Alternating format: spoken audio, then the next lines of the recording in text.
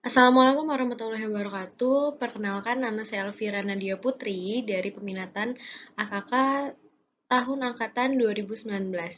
Jadi di sini kita akan membahas mengenai tuberkulosis paru dengan slogan Ayo Tos, temukan, obati sampai sembuh.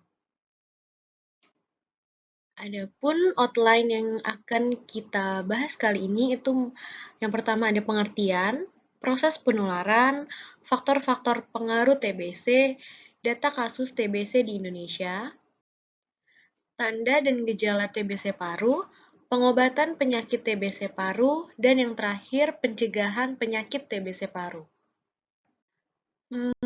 Apa sih TBC paru itu? Jadi, tuberkulosis atau TB paru itu juga biasa kita kenal dengan TBC. TBC merupakan penyakit menular yang menyebabkan infeksi di saluran pernapasan bagian bawah. Penyakit ini itu disebabkan oleh Mycobacterium tuberculosis, di mana bakteri TB ini menyerang bagian tubuh mana saja seperti ginjal, tulang belakang, bahkan di otak. Nah, TB paru merupakan salah satu dari 10 penyebab kematian dan pembunuh utama penderita HIV di seluruh dunia. Lalu, bagaimana proses penularannya? Proses penularan TBC paru itu dimulai dari penderita TBC paru BTA positif saat berbicara atau bersin, bahkan batuk, mengeluarkan percikan dahak di udara yang mengandung kuman. Kemudian kuman TB paru tersebut terhirup melalui saluran pernapasan menuju paru-paru dan mampu menyebar ke bagian tubuh lainnya, di mana hal tersebut dalam tubuh kuman TB dilawan oleh daya tahan tubuh. Kemudian ada dua hal yang akan terjadi kemungkinannya. Yang pertama, apabila daya tubuh kalian lemah, maka kalian akan tertular. Begitupun sebaliknya, ketika daya tahan tubuh menjadi kuat, tentu kalian akan sehat kembali. Kemudian, apa sih yang menjadi faktor-faktor pengaruh TBC paru? Berikut penjelasannya.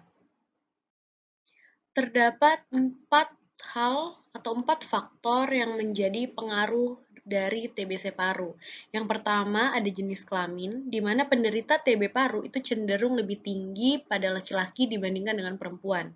Kemudian yang kedua ada sosial ekonomi, di mana hal ini berkaitan erat dengan kondisi rumah, padatan hunian, lingkungan rumah, dan sanitasi. Ekonomi pun berpengaruh pada pendapatan keluarga dalam pemenuhan kesehatan. Kemudian yang ketiga ada gizi, di mana hal ini pada malnutrisi akan mempengaruhi daya tahan tubuh, sehingga rentan terhadap penularan penyakit. Dan yang terakhir merupakan usia, di mana sering ditemukan pada usia muda atau produktif dan lansia. Pada lansia itu sangat rentan terhadap penyakit terutama TB paru ini. Ketika terjadi penularan, maka lansia biasanya akan sangat mudah tertular. Selanjutnya kita akan melihat data kasus TBC paru di Indonesia dalam 2 tahun terakhir. Berikut adalah data kasus TBC paru pada tahun 2020 di Indonesia, di mana Kemenkes melaporkan terdapat 351.936 kasus TBC yang ditemukan di Indonesia pada tahun 2020. Jumlah tersebut menurun 38% dari tahun sebelumnya yang sebanyak 568.987 kasus, di mana mayoritas penderita TBC itu berasal dari usia produktif. Rinciannya, sebanyak 17,3% penderita TBC berusia 45-50 tahun. Kemudian kita bisa melihat penyebaran situasi tuberkulosis di Indonesia pada tahun 2020. Kemudian jika kita melihat data kasus pada tahun 2021 di Indonesia, Kemenkes melaporkan terdapat 385.295 kasus TBC yang ditemukan dan diobati di Indonesia sepanjang tahun 2021.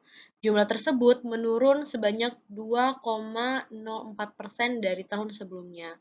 Kemudian kita bisa sama-sama melihat dashboard tuberkulosis di Indonesia pada peta penyebaran berikut. Lalu, apa saja tanda dan gejala penyakit TBC paru? Kita akan membahas tanda dan gejala dari TBC paru, di mana gejala utamanya yaitu batuk terus-menerus dan berdahak selama 3 minggu atau lebih.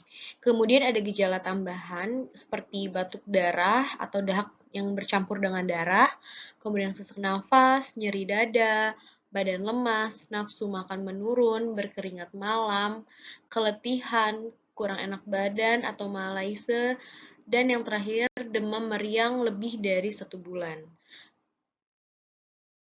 Apabila kita merasakan tanda dan gejala seperti yang saya jelaskan sebelumnya, maka kita dapat mengobati penyakit TBC paru tersebut dengan cara berikut. Pengobatan TBC paru itu dibagi menjadi 2 tahapan. Yang pertama, tahap intensif atau inisial, dan yang kedua itu tahap lanjutan atau continuation fase. Pada tahap intensif atau inisial, pasien akan diberikan obat sebanyak 4-5 macam obat anti-TB atau OAT per hari dengan tujuan mendapatkan konversi sputum dengan cepat. Kemudian untuk menghilangkan keluhan dan mencegah efek penyakit yang lebih lanjut dan juga mencegah timbulnya resistensi obat. Jadi penggunaan obat ini pun harus dilakukan sampai tuntas dan dilakukan secara teratur. Kemudian pada tahap lanjutan ini, pasien hanya akan diberikan 2 macam obat per hari atau secara intermiten dengan tujuan untuk menghilangkan bakteri yang tersisa atau efek sterilisasi. Di mana hal ini dilakukan untuk mencegah kekambuhan pemberian dosis dengan aturan berdasarkan berat badan pada pasien. Pasien pun harus selalu dipantau dan didukung oleh keluarga dalam pemberian obat agar pasien meminum obat itu secara teratur dan tuntas sehingga pengobatannya pun bisa cepat selesai dan tidak terjadi resistensi obat. Jika teman-teman tidak ingin terkena penyakit TBC paru, maka lakukan ini agar tercegah dari penyakit TBC paru. Beberapa hal yang bisa kita lakukan untuk mencegah TBC paru. Yang pertama, memutus rantai penularan TB, di mana pemutusan rantai penularan TBC paru ini dengan cara mengobati pasien TB sampai dengan sembuh total dan melaksanakan PHBS. Kemudian pada balita itu diberikan isoniazid selama 6 bulan dan berikan vaksin BCG setelah pemberian isoniazid. Kemudian ada yang namanya strategi DOTS. Jadi hal ini berkaitan dengan perilaku pasien TB dalam mengendalikan pola hidup termasuk minum obat teratur selama 6 bulan. Upaya ini tertuang dalam kebijakan dan pengobatan dengan strategi DOTS. Selanjutnya ada vaksin BCG pada bayi, kemudian menutup mulut bila batuk, membuang dahak tidak di sembarang tempat, memisahkan alat makan dan minum bekas penderita, memperhatikan lingkungan rumah, cahaya, dan ventilasi yang baik, dan yang terakhir, jangan lupa untuk makan makanan yang bergizi. Berikut adalah referensi yang saya gunakan untuk mendapatkan penjelasan dan data mengenai TBC paru. Sekian penjelasan dari saya mengenai TBC paru. Semoga kita bisa sama-sama terhindar dari penyakit TBC paru. Dan apabila teman-teman punya pertanyaan, boleh banget untuk komen di bawah. Dadah!